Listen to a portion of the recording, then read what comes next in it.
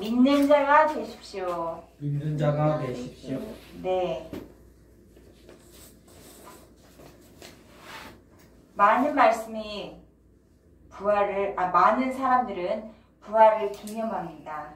그런데 막상 부활의 능력을 삶 속에서 누리는 사람들은 많지 않습니다. 여러분은 예수님의 부활을 통해서 어떤 삶의 변화가 일어나고 있습니까? 예수님은 내가 죽은 후에 사흘 만에 다시 살아나리라 라는 말씀을 하셨습니다. 예수님이 죽기 전에 죽은 후에 내가 사흘 만에 다시 살아나리라 는 말씀은 예수님을 따르는 제자들이 이미 다 들었습니다. 그런데 제자들은 받아들이기 어려울 정도의 처참한 모습으로 십자가에 죽으신 예수님을 보았습니다. 그리고 나서 죽음이라는 충격에 머물러 있었습니다. 내가 죽은 후에 사흘 만에 다시 살아나리라 라고 하신 예수님의 말씀은 제자들의 마음에 온데간데 없이 다 사라져 버렸습니다. 제자들은 예수님의 약속의 말씀을 왜 다 잃어버렸을까요? 그들의 처한 환경이 너무 급박하고 어려웠기 때문입니다. 그들이 의지하던 예수님이 이제는 안 계세요. 그래서 지금 우리가 당하고 있는 현실은 암담할 뿐이었습니다. 제자들처럼 저와 여러분 겪는 현실 가운데 암담한 경우가 있죠. 예수님이 하신 말씀들을, 약속으로 주셨던 말씀들은 온데간데 없이 다 사라져버리고 오직 나 홀로 남아있는 이 암담한 현실 속에서 헤매는 모습, 그 제자들의 모습이 바로 현재 우리들의 모습이기도 합니다. 어려운 환경 속에서 헤매는 제자들을 만나주시러 오신 이 부활의 예수님이 오늘 이 시간에 저와 여러분을 만나주시기를 바랍니다. 우리의 불안과 또 우리의 믿음이 없음을 불쌍히 여기신 예수님께서 우리를 찾아와 주시고 평강과 믿음을 저희들에게 선물로 주시기를 원합니다. 예수님은 사흘 만에 다시 살아나셨습니다. 예수님의 부활을 믿음으로 삶의 변화를 경험하는 저와 여러분이 되시기를 축원합니다. 파트 1 두려움을 평강으로 19절에서 23절입니다. 예수님이 성금요일에 십자가에서 죽으셨습니다. 사복음서를 종합해 본다면 예수님이 죽으신 다음 날이 안식일이죠. 그리고 안식일을 지난 첫날 새벽녘, 그때 그 예수님 따르던 여인들 베드로 또 요한이 무덤으로 달려갑니다. 예수님이 묻힌 무덤은 보니까 비어있는 거예요. 여인들이 전해준 새벽에 부활 소식을 듣고 고향 엠마오로 가던 두 명의 제자에게 부활의 예수님이 나타나셔서 만나주십니다. 이렇게 두 군데에서 부활의 증인이 나타났습니다. 그날 저녁입니다. 엠마오로 가던 제자들은 모여있는 제자들에게 다시 돌아와서 그 모임에 참석하는 부분이 오늘 말씀의 시작입니다. 19절 읽어주시겠습니다. 이날 곧 안식 후 첫날 저녁 때 제자들이 유대인들을 두려워하여 곳에 문들을 닫았더니 예수께서 오사 가운데 서서 이르시되 너희에게 평강이 있을지어다. 네, 저녁에 모여있던 제자들을 무엇하고 있었습니까? 19절 상반절 보면 제자들은 두려워하고 있었다고 쓰여져 있죠. 모인 곳에 문들은 꽁꽁 닫아 걸었습니다. 아마도 제자들 마음에 두려움을 가득 안은 채 이런 생각을 하고 있었을 것입니다. 우리는 이제 어떻게 되는가? 십자가에 못 박혀 죽은 예수의 제자, 우리는 이제 무엇을 해야 하는가? 앞으로 어떻게 살아야 하는가? 라고 논의하고 있었을 것입니다. 그들 앞에 놓인 문제는 너무 크고 중대해 보였어요. 그런데 그 문제에 비해서 제자들은 너무 작고 초라해 보인 거예요.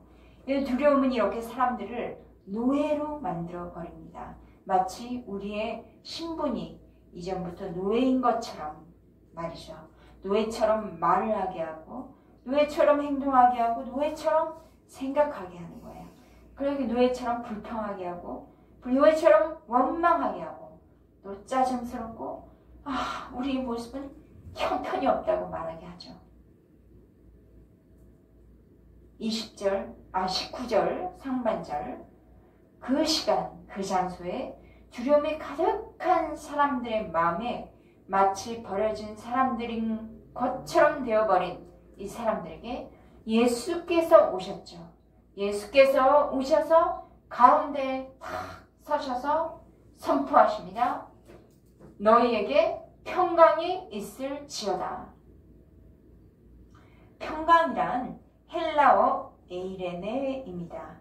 에이레네라는 것은 사람이나 환경이 바뀌어서 오는 평강이 아닙니다. 이 평강은 하나님으로부터 우리에게 오는 평안으로 하나님으로부터 다스림을 완전히 받는 상태가 바로 평강한 상태이다. 오직 이 평강은 하나님과 나와의 관계에서 오는 평강이에요. 부활하신 예수님은 모여서 할 일이라고는 그냥 두려움에 떨고 있는 그런 사람들에게 찾아오셨습니다. 그리고 평강을 주기를 원하십니다. 예수님의 몸을 다음에 보여주셨어요. 예수님은 십자가에 못 박힌 손에 창과 또 그 손과 창에 찔린 옆구리를 보여주시는 거예요. 이렇게 실제 그 부활하신 예수님의 모습을 보여주시는 이유는 시청각 교육이라고 할 수 있겠죠.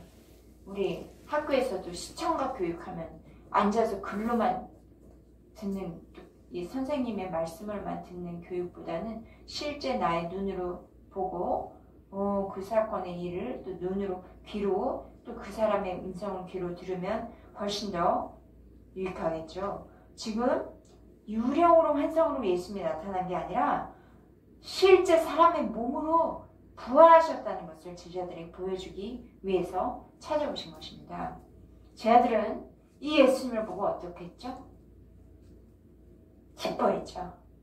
예수님이 오셔서 말씀하시고 그 선포해 주신 평강이 기쁨으로 나타나기 시작한 것입니다. 두려움에 떨고 있는 제자들에게 평강이 임하자 위로와 기쁨을 받습니다. 그리고 21절 보세요. 예수님이 다시 평강이 있을지어다 라고 말씀하시며 강조하시자 그렇게 하나님의 평강이 제자들의 마음을 완전히 사로잡고 자리 잡으면서 이젠 제자들이 무슨 일을 할까요? 복음을 전하러 나아가겠죠. 어떻게 나아갈까요? 사람들 두려워서 눈치 보고 이렇게 위축된 마음으로 나아가는 것이 아니겠죠. 어떻게 나아갈까요? 기쁨으로 담대하게 나아갈 것입니다. 기쁨으로 담대하게 하나님을 전할 것입니다. 이런 어떻게 하면 두려움이, 근심이 평강과 기쁨으로 바뀔 수 있습니까? 우리의 삶에 살아가면서 우리 머릿속에 있는 많은 근심들이 어떻게 평강으로, 기쁨으로 바뀔 수 있을까요? 우리가 위기에 처할 때 어떻게 해야 될지 갈팡질팡하는 우리들이 어떻게 평강함으로 담대하게 나아갈 수 있을까요?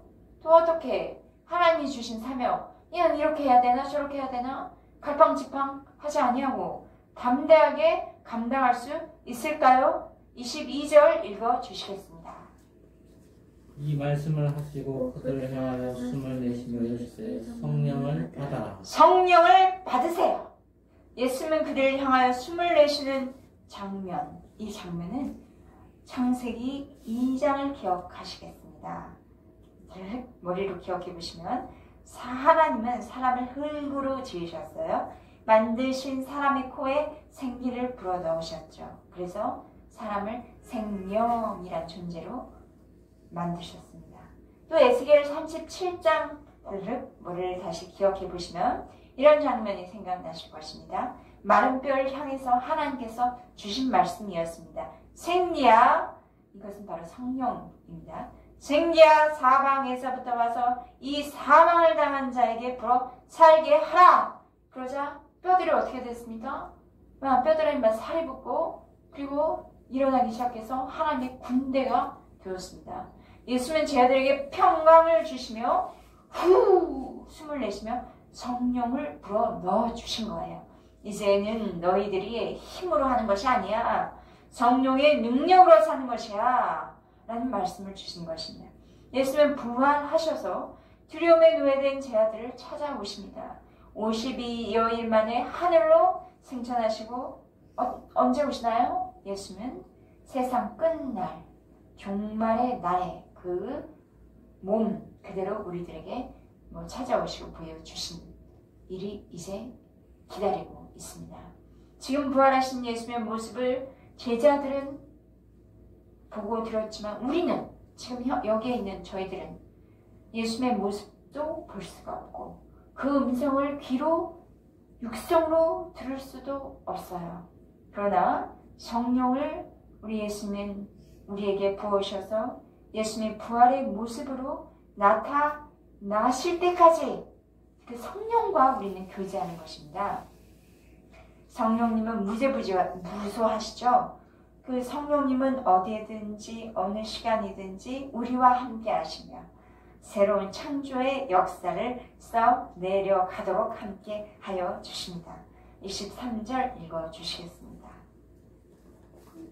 너희가 누구에게든지 사하면 사하여질 것이요 누구든지 그대로 두면 그대로 쓰리라. 이 말씀은 앞으로 제자들이 세상을 향하여 전할 복음의 내용입니다. 오늘날의 교회가 선포하는 복음의 내용이기도 하죠. 예수님을 받아들여 그리고 예수님을 믿어 그러면 너희들 무슨 죄에서든지 예수님께서 용서하시고 씻어 주실 것이야. 용서의 복음이 전해지지 않는다면 이 죄사함의 은혜는 나타나지가 않겠죠. 또 저에게도 용서의 복음을 전해준 사람이 없었더라면 여기에 계신 분들에게도 용서의 복음이 전해지지 않았더라면 지금 어떻게 살고 계실까요? 저는 그 용서의 복음을 듣지 못했을 때에 죄책감, 심판이 주는 불안감으로 견디기가 어려웠을 거예요. 나의 죄를 다 가져가신 분이 계시다는 것을 그 소식을 들었을 때 그렇구나. 그런 소식이 있구나. 그분이 바로 날 지으신 하나님이시며 날 위해 십자가에서 대속의 죽음을 죽으신 날 사랑하신 그분 바로 예수님이시구나. 그 예수님께서 이미 나의 죄를 다 가져가셨고 나는 그 은혜를 누리기만 하면 되는구나. 아멘 하고 감사하며 기뻐하였습니다. 예수님을 전하는 사람의 말 듣고 예수님께 이렇게 반응을 하면 예수님이 주신 죄사함의 능력이 이제 믿는 우리들의 삶에 나타나는 것입니다. 이처럼 예수님을 믿고 죄사함을 받은 우리에게 예수님은 부탁하시는 거예요. 이 말씀을 들은 너희가 복음의 통로가 되기를 바란다. 제들에게 성령님은 다락방에서 오순절에 간절히 기도하는 사람들에게 강타하셨죠. 제들과 함께 있는 사람들을 변화시키셨습니다. 이처럼 우리에게 성령의 능력이 강타하여 임하기를 원합니다. 그럴 때 우리의 가정이 변화되고 학교에서의 삶이 변화되고 사업장이 변화되고 온 세상을 변화시키는 성령의 통로가 될 줄 믿습니다. 또 우리 이렇게 개척교회 예봉교회를 세우는 믿음의 사람이 될 줄 믿습니다. 파트 2 의심을 믿음으로입니다. 24절에서 29절입니다. 24, 5절 읽어주십시오. 12제자 중에 하나로서 디두모라 불리는 도마는 예수께서 오셨을 때 함께 있지 아니한지라. 다른 제자들이 그에게 이르되 우리가 주를 보았노라 하니 도마가 이르되 내가 그의 손 못자국을 보며 내 손가락을 그 못자국에 넣으며 내 손을 그 옆구리에 넣어보지 않고는 믿지 아니하리라. 네, 디두모라 불리는 도마가 있습니다. 예수님의 제자 중에 한 사람이죠. 그는 예수님의 십자가 사건에 큰 충격을 받아서 낙심해서 제자 모임에 조차 올 힘이 없었던 것 같아요. 며칠 전에 다른 제자들에게 도마가 그런 소식을 들었어요. 우리가 주를 보았다. 그런데 난 믿을 수 없어. 도마는 믿지 않았습니다. 도마는 이렇게 다른 제자들에게 말도 했어요. 내 손가락은 이것을 내 예수님의 손에 그 못자국에 또 옆구리에 넣어보지 않고는 난 믿지 않아. 믿을 수 없어. 도마 너무 의심이 많죠? 의심 많은 이 도마, 그 의심이 도마에게만 있을까요? 우리 이렇게 예배드리는 저희들의 믿음을 한번 점검해 보시길 바랍니다. 우리도 이제까지 살면서 하나님의 살아계심 한 번도 경험한 적이 없고 기도도 응답도 받은 적이 없는 것처럼 생각하고 말하는 사람들이 있죠. 저도 그런 사람 중에 하나예요. 하나님께서 많은 일을 행하시고 보게 하시고 느끼게 하셨는데도 불구하고 이제 주님 주신 은혜는 기억도 못하고 지금의 현실이 내가 원하는 대로 되지 않고 풀리지 않으면 예수님이 어디 계시나? 진짜 살아계시는 분 맞나? 예수님이 지금 응답 왜 안 해주시나? 이런 의심을 자꾸 하게 됩니다. 우리는 이렇게 의심이 많은 사람들이에요. 그러나 예수님은 의심 많은 우리를 아이고 니네는 그렇게 내가 보여줬는데 들려줬는데 그것도 믿지 못하니 아이고 하고 한숨 내쉬며 포기하지 않으십니다. 다만 우리가 믿을 때까지 기다려 주시며 도우시는 예수님이십니다. 26절 읽어주십시오. 26절. 요새를 지나서 제자들이 다시 집안에 있을 때 도마도 함께 있고 문들이 닫혔는데 쉽게 속아서 가운데 서서 이르시되 너희에게 평강이 있을지어다 하시고. 8일이 지났을 때 제자들이 집안에 있는데 그때는 이제 도마도 함께 있었습니다. 마찬가지로 제자들이 이전에 보였던 것처럼 문들은 꽁꽁 닫혀 있는 거죠. 이곳에 부활하신 예수님이 오신 거예요. 이 부활의 예수님이 문이 꽁꽁 닫혀 있는데 어떻게 들어오셨을까요? 예수님 벽을 통과해서 오셨나요? 예수님도 몸인데 어떻게 통과하셨을까? 이것은 그냥 우리들의 추측의 하나인데 아마도 예수님의 부활의 몸은 사람의 이런 평범한 몸과는 다르실 수 있습니다. 부활하신 예수님의 몸은 썩지도 않고 쇠하지도 않는 신령한 부활체라는 것을 어느 정도는 짐작할 수 있겠죠. 우리의 몸도 지금 이렇게 우리가 썩고 쇠질 우리의 몸도 마지막 날 부활하면 예수님처럼 신령한 몸으로 다시 살게 될 줄을 믿습니다. 27절 읽어주십시오. 도마에게 이르시되 내 손가락을 이리 내밀어 내 손을 보고 내 손을 내밀어 내 옆구리에 넣어보라. 그리하여 믿음 없는 자가 되지 말고 믿는 자가 되라. 네, 예수님은 도마에게 말씀하십니다. 도마야, 너의 손가락 이거 내밀어봐. 너의 손을 내 옆구리에 넣어봐. 나의 몸이 만져지지. 예수님은 자신의 몸을 보여주시고 만지도록 유도하십니다. 믿음이 가지 않는데 내 손가락을 내밀어서 만져보라 하시는 예수님. 이렇게 부활은 만지고 경험하는 것입니다. 예수님은 한 사람의 잃어버린 양, 믿음이 없는 양을 찾을 때까지 찾기 원하시는 그 예수님의 안타까운 마음을 읽을 수 있습니다. 우리 주님은 믿음이 떨어지지 않을까? 예수님과 우리 사이가, 예수님과 너와의 사이가 멀어지지 않을까? 늘 살펴보십니다. 부활은 보여주시는 것입니다. 부활은 경험하는 것입니다. 우리 주변을 바라보세요. 부활의 능력으로 사는 믿음의 사람들이 많이 있습니다. 기뻐할 수 없는 상황에서 기뻐하며 두려워할 수밖에 없는 상황에서 평강하며 위축될 수 없는 밖에 없는 상황에서 담대한 믿음의 사람들이 있습니다. 부활의 능력으로 복음을 전할 수 없는 그 환경 가운데서 하나님의 복음을 전하는 사람들이 있습니다. 28절 읽어주십시오. 로마가 대답하여 이르되 나의 주님이시요 나의 하나님이시. 만지게 하시고 보여주시는 주님을 경험한 도마. 의심으로 완악해진 그의 마음은 이제 무너집니다. 그리고 고백을 해요. 나의 주님, 나의 하나님. 이렇게 감탄해요. 도마는 의심한 동안 마음이 너무 불편했어요. 평안하지 않았어요. 고통스럽고 그리고 또 많은 생각을 했어요.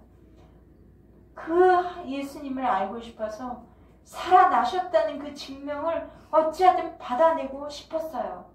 예수님은 그런 도마의 마음을 아시고 자신을 보여주시며 믿도록 하여 주신 것입니다. 이 부활의 예수님은 의심의 고통을 확신으로 바꾸시고 또 의심의 불안을 평안으로 바꿔주십니다. 그래서 주님이란 퀴리오스 헬라입니다. 나의 주님이란 예수님을 나의 주권자이다 라고 인정하고 고백하는 것입니다. 또 기꺼이 예수님께 나의 삶을 드려 순종하겠다는 고백입니다. 도마의 삶을 통해서 높임받기 원한다는 고백이기도 합니다.